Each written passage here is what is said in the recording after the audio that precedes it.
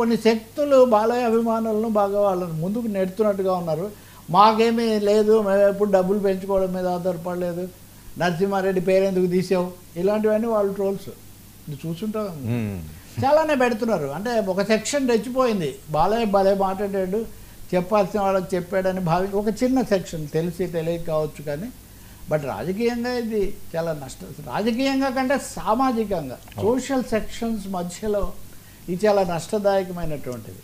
మీరు వేలు చూపించడం అంటారు, ఆయన ఎన్నిసార్లు వేలు కాదు చెయ్యి ఇప్పుడు చూపించడం అలా ఎన్నిసార్లు జరిగాయో మీరు చూడండి. ఇంక అంతే విజృంభించేసాడు అంతే వీర నరసింహనాయుడు లేకపోతే నరసింహుడు ఆ పద్ధతిలో ఆయన అన్ఎక్స్పెక్టెడ్ టర్న్ అండి.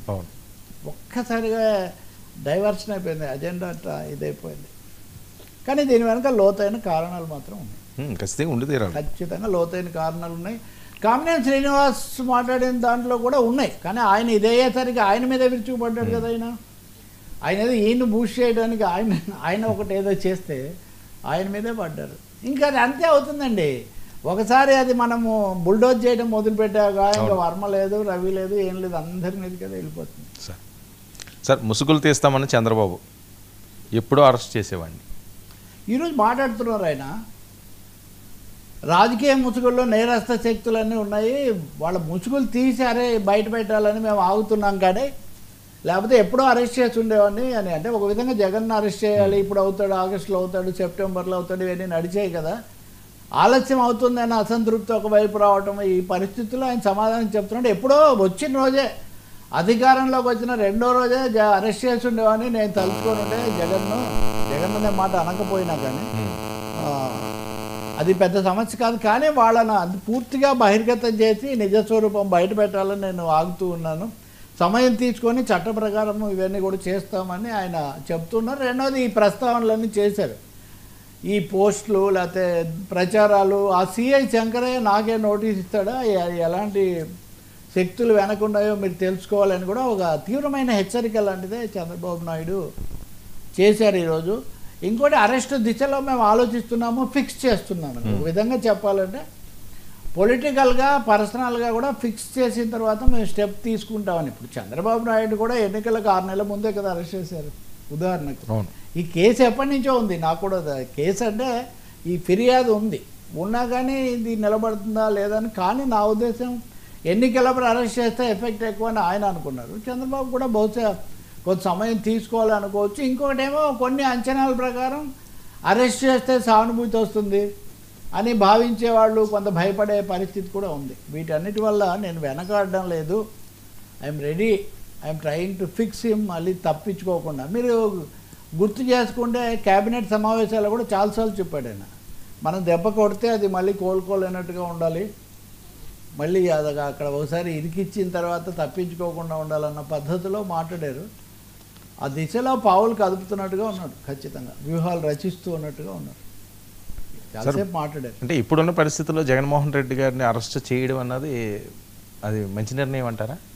మంచిది కాదనే కూటమిలో చాలామంది భావిస్తున్నారు. అంటే ఒక విధంగా అనేక కారణాల వల్ల ఆర్థిక పరిస్థితులు, అసంతృప్తి, ప్రభుత్వం మీద వ్యతిరేకత కొంత పెరిగింది అనే భావన కూడా ఉంది. మొన్న శాసనసభలో కూడా శాసనసభ్యుడు పుల్లారావు లాంటి వాళ్ళు కూడా అట్లాంటి మాటలు కొన్ని మాట్లాడారు, బొలిశెట్టి శ్రీనివాస్ ఇట్లాంటివి అట్లాంటివి చూస్తే కనుక అనేక అంశాలు కూటమి శాసనసభ్యులే. ఇప్పుడు శాసనసభలో వైసీపీ వాళ్ళు లేరు, కానీ చాలా సమస్యలు వినిపిస్తూనే ఉన్నాయి. కాబట్టి మనం అనుకున్నంత వేగంగా ఈ బ్రహ్మాండమైన వెర్డిక్ట్ను, ఈ మ్యాండేట్ను మనం నిలబెట్టుకొని వెళ్ళే కంటే అసంతృప్తి పెంచుకుంటున్నామనే అభిప్రాయం ఉంది. ఇప్పుడు జగన్ అరెస్ట్ చేస్తే ఈ అసంతృప్తి ఇంకా పెంచుకొని వాళ్ళకే మేలవుతుంది. కాబట్టి ఇప్పుడు అరెస్ట్ చేయకపోవడమే మంచిది. చేసుంటే మొదటే చేసి ఉండాలి, ఇప్పుడు చంద్రబాబు అన్నట్టు వస్తూనే ఏదైనా చేస్తుంటే వేరేగా ఉండేది అని అంటున్నారు. దానికి తోడు కేంద్రం కూడా మీకేం పర్లేదు మీరు చేసేయండి అని గ్రీన్ సిగ్నల్ ఇవ్వకుండా వాళ్ళు కూడా మీ ఇష్టం మీ నిర్ణయం అని వాళ్ళు అలా ఉంటున్నారు. అందువల్లనే ఈ తర్జన భర్జన జరుగుతున్నట్టుగా ఉంది. ఇంకోటి ఉంది, వారు ఒకసారి అరెస్ట్ చేశాక మళ్ళీ బయటకు వస్తారు కదా, అరెస్ట్ అయితే లోపలే ఏమి ఉండరు కదా. కాబట్టి అది కూడా ఒక సమస్యగా ఉంది. Jagan once arrested will be more powerful when he comes out side అనేది ఒక ఇది ఉంది ఆలోచన, చూడాలి మరి. సార్ జగన్పై సిబిఐ సీరియస్, ఒక గుడ్ న్యూస్ మరో బ్యాడ్ న్యూస్. అంటే గుడ్ న్యూస్ ఏమంటే ఆయన తన కుమార్తెల దగ్గరికి వెళ్తాను, లండన్, యూరోప్ అంటే దానికి కోర్టు అనుమతి ఇచ్చింది.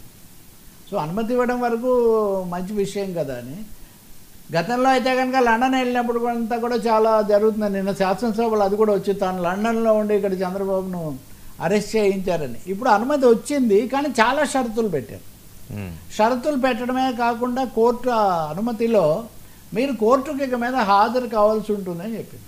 ఓకే. సో చాలా కాలంగా జగన్ హాజరు కావట్లేదు కదా, ముఖ్యమంత్రి అయినప్పటి నుంచి ఆయన హాజరు కాలేదు. అంతకుముందు ప్రతి శుక్రవారం మనకు సిబిఐ న్యాయస్థానం దగ్గర ఉండేవాళ్ళు. శుక్రవారం అన్నదాన్ని అసలు జగన్కు పర్యాయ పదంలాగా మార్చారు. భీమ్లా నాయక్ సినిమాలో కూడా డైలాగ్ పెట్టి అది కొంచెం దుమారం లేచినటువంటి పరిస్థితి. కానీ ఇప్పుడు ముఖ్యమంత్రి బాధ్యతలు, విధి నిర్వహణ అని అది మినహాయింపు ఇచ్చారు. ఇప్పుడు మళ్ళీ అది పెట్టింది కోర్టు, మీరు హాజరు కావాలి, చాలా కాలంగా మీరు హాజరు కావట్లేదని. సిబిఐ కూడా గట్టిగా వాదించింది, చాలా కారణాల వల్ల ఆయన హాజరే కావడం లేదు, కాబట్టి హాజరు కావాలి, మీరు కొన్ని షరతులు పాటించాలి అని జగన్ కొన్ని షరతులు కోర్టు పెట్టింది. సిబిఐ కూడా అడిగింది. మీరు 2 రోజుల కిందటే ఒక అగ్రశ్రేణి దినపత్రికలో ఒక స్టోరీ రాశారు. ఎన్ని రోజులు పోయినా కానీ ఇది బయటికి రావట్లేదు, ఇప్పటికి కూడా డిస్మిసల్ పిటిషన్లే విచారిస్తున్నారు జగన్ మీద ఉన్న ఆరోపణల్లో. డిస్మిసల్ దశ దాటి ఫ్రేమింగ్ ఆఫ్ ఛార్జెస్, వాటి మీద ఇది ట్రయల్, ఇవన్నీ జరిగి ఎప్పుడు తేలాలి అని. అంటే ఇప్పట్లో జగన్ మీద ఉన్న ప్రధానమైన సిబిఐ కేసు తేలేట్లేదు అన్న అసంతృప్తి ఇందాక మనం చెప్పుకున్న పత్రికల్లో కూడా చాలా ఎక్కువగా వస్తుంది. ఇవన్నీ సిబిఐ కూడా సాఫ్ట్గా ఉంది అన్న దాంట్లో ఒక ఆరోపణ. సో సిబిఐ ఇప్పుడు కొంచెం టఫ్ స్టాండ్ తీసుకున్నట్టుగా కనిపిస్తుంది. వాళ్ళు జగన్ను అనుమతించమేమని. గతంలో కూడా సిబిఐ ఇలా ఉండగానే కోర్టు ఆయనకు అనుమతించింది, అది కూడా మనం గుర్తించాలి. ఇప్పుడు ఏం జరుగుతుంది, జగన్ దాన్ని ఒప్పుకొని కోర్టుకు వెళ్తాడా, లేకపోతే కంటెస్ట్ చేస్తూ మళ్ళీ మినహాయింపు కోరుతారా? అంటే నేను ఎప్పుడూ కంపైల్ చేస్తూనే ఉన్నాను కదా, I'm complying with the orders of the court అనేది జగన్ తరపు న్యాయవాదులు అక్కడ వాదించారు.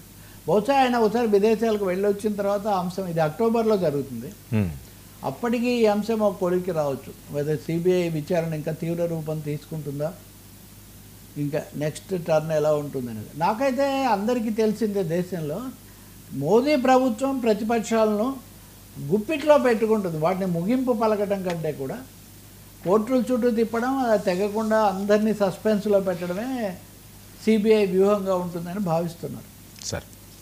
సార్ ఓజీ వసూళ్ళు పుష్పకు బాగా దూరంగా, ఇది ఒక లెక్క.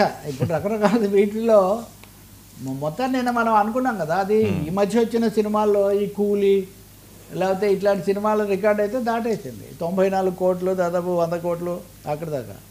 అయితే అది 264 కోట్లు పుష్ప. ఇప్పుడు మెగా కాంపౌండ్ చాలా వైరుధ్యాలు కదా, ఇదొకటైతే అదొకటైతే ఇదొకటని. అప్పుడు అల్లు అర్జున్ ఎలా మాట్లాడారు,